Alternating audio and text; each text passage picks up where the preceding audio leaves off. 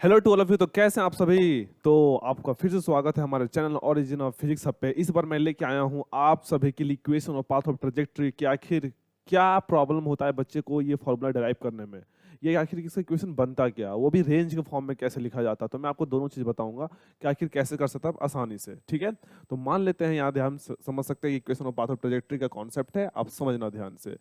तो मान लेते हैं कि अभी पहले हम यहाँ पे लिख रहे हैं x और ये लिख रहे हैं y। इसके लिए आपको थोड़ा सा पहले, चूंकि आपका पढ़ा हुआ होगा प्रोजेक्टाइल मोशन थोड़ा भी, तो आपको बहुत अच्छा कॉन्सेप्ट रहेगा। आपको पता ही होगा कि x में जो वेलोसिटी यहाँ पे आप देख रहे हो, ये थीटा एंगल जिसके साथ बना रहा है, इसे हम बोलते हैं u cos theta, u cos theta. और हम बोलेंगे कि बताओ इसका एक्सलरेशन बताओ x में, तो आप बोलोगे x इक्वल टू 0। ठीक है, फिर मैं आपसे पूछूंगा दूसरा कि बताओ यू वाई में वेलोसिटी कितना है, तो आप बोलेंगे यू साइन थीटा सर। फिर मैं पूछूंगा बताओ यू वाई में वेलोसिटी क्या है, एक्सेलरेशन क्या है, तो माइनस जी बोलोगे आप। तो इसी के बेसिस पे हम अगर इस यहाँ पे कोई पार्टिकल पहुंच गया है, अब इसका हम एक्स और वाई में एनालिसिस कर रहे हैं। ठीक है, दिखते क्या है। तो आप ध्यान से अगर समझोगे तो यू एक्स इक्वल टू यहाँ पे देखो यू कॉस थीटा और एक्स का वैल्यू 0। यहाँ पे एक्सेलरेशन एक्सेलरेशन 0 में, एक्सेलरेशन आप देख रहे हो एक्स में 0 लग रहा है, मतलब इस डायरेक्शन में एक्स में वेलोसिटी कांस्टेंट है।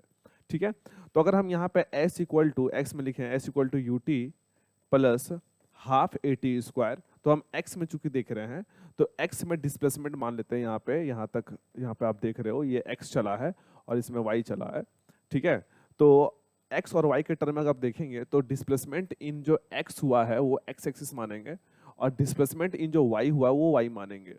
तो यहाँ पे अगर हम बोल दें सब में x के रूप में देखें, क्योंकि x में हम लोग एनालिसिस कर रहे हैं मोशन को, तो यहाँ पे s x में जो है वो है x equal to u. x में कितना है देखो आप, u cos थीटा, तो यहाँ लिख दिया हमने u cos थीटा, और इनटू t, जो यहाँ से यहाँ तक आने में समय लगा है t, तो x को भी टाइम लगेगा t और y में भी लगेगा टाइम t, तो दोनों के लिए टाइम t ही है। तो यहाँ पे और प्लस हाफ और ए एक्स, ये पूरा x में हम लोग देख रहे हैं, तो ए एक्स तो वैल्यू 0 है, तो ये ओवरऑल पूरा 0 ही हो जाएगा, आप जान ही सकते हैं यहाँ पे। तो इसको हम डायरेक्ट लिख देते हैं 0। तो मेरा जो बना x इक्वल टू बना u cos थीटा t, तो t इक्वल टू लिख सकते हैं x upon u cos theta. समझ पा रहे हैं आप। तो t इक्वल टू हो गया x upon u cos theta. अब हम लोग इसी का एनालिसिस कर रहे हैं y में, तो ध्यान समझो y में आप ऐसे लिख सकते हो अगर आपको ज्यादा दिक्कत हो रहा है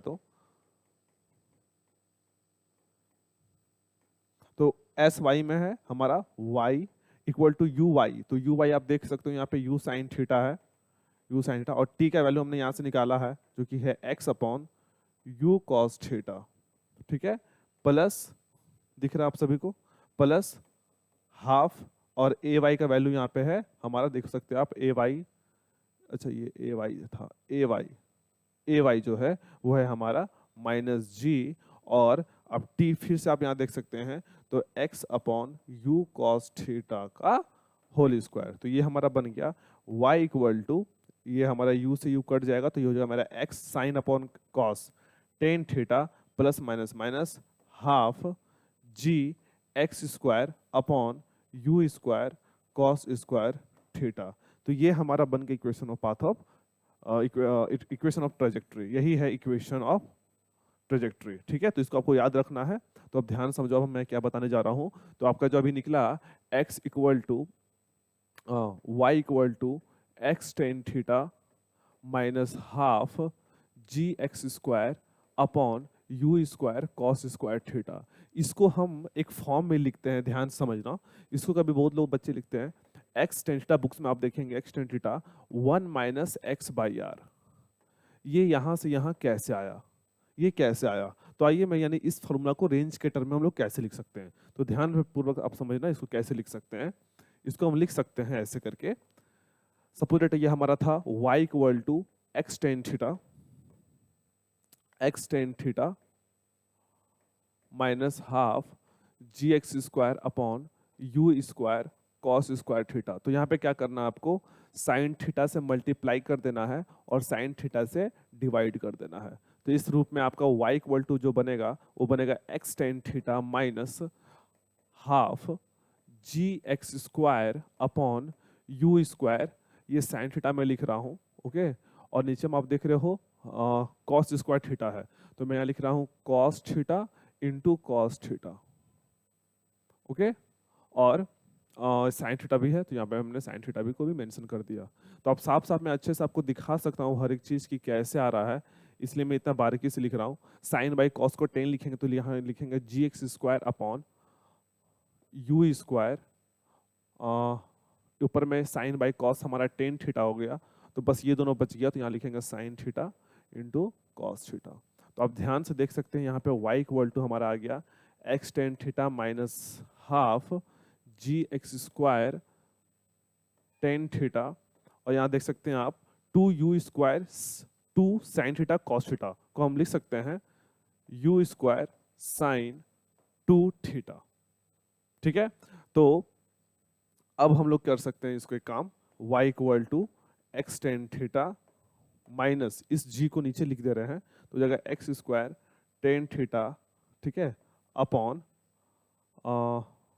2, अच्छा 2 हट जाएगा क्योंकि हमने 2 साइन थीटा कॉस थीटा को साइन 2 थीटा लिख दिया।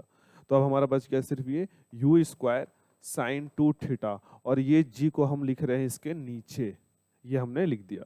तो अब हमारा जो इक्वेशन बन गया, आपको पता है कि ये किसका फॉर्मूला है, रेंज का फॉर्मूला है। तो लिख सकते हैं y equal to x tan theta minus x square tan theta upon range, क्योंकि ये पूरा रेंज का फॉर्मूला हो गया। उसके बाद आप जब यहाँ से आप कॉमन लोगे एक्स टेन थीटा, तो अंदर में बच जाएगा 1 माइनस एक्स बाई आर, और यही आप लाना चाह रहे थे। तो ये हो गया रेंज के टर्म में फॉर्मूला, ठीक है। तो आप देख रहे हैं 2 साइन थीटा कॉस थीटा को हमने यहाँ पे साइन 2 थीटा लिखा है, और आपको पता ही होगा रेंज का फॉर्मूला होता है u square sine 2 theta by g. कोई बच्चा को नहीं पता होगा तो वो अपना देख लेंगे ये फॉर्मूला। तो हमने यहाँ पे ये यू स्क्वायर साइन 2 थीटा को रिप्लेस किया है जी से, अपॉन जी को